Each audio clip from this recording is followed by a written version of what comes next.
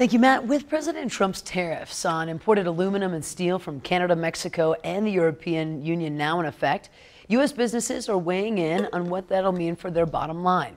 Russell Nemitz shares with us one of the industries paying very close attention is the U.S. beer industry.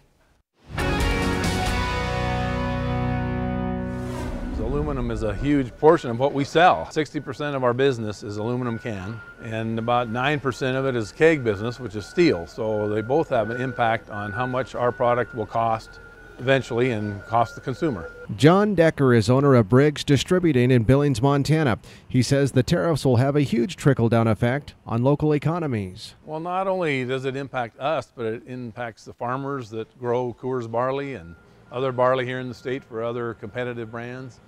And it's a trickle-down effect that will impact them. It might impact some of our employees if the costs go up and we have to absorb them versus pass them on.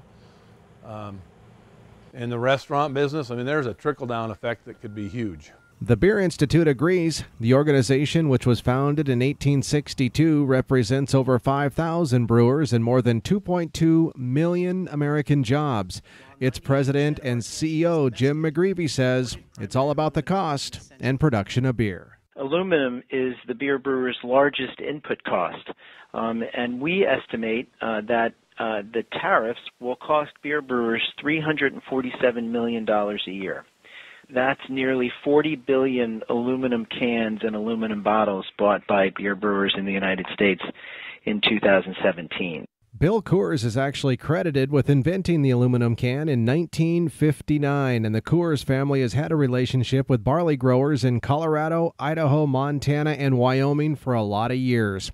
The company's senior manager of global barley, Wade Malchow, says the tariffs could have an impact on their barley program. Anytime our costs go up, we typically will see a corresponding decrease in sales of beer.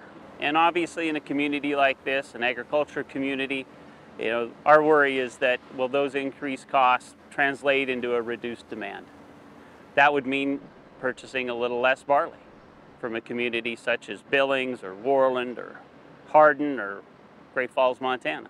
Bill Coors once coined the phrase, "Barley is to beer as grapes are to wine," and this is just another great example of how policy that's set in Washington, D.C. does eventually trickle back home to our Main Street businesses here in farm and ranch country. In Huntley, Montana, Russell Nemitz, MTN News.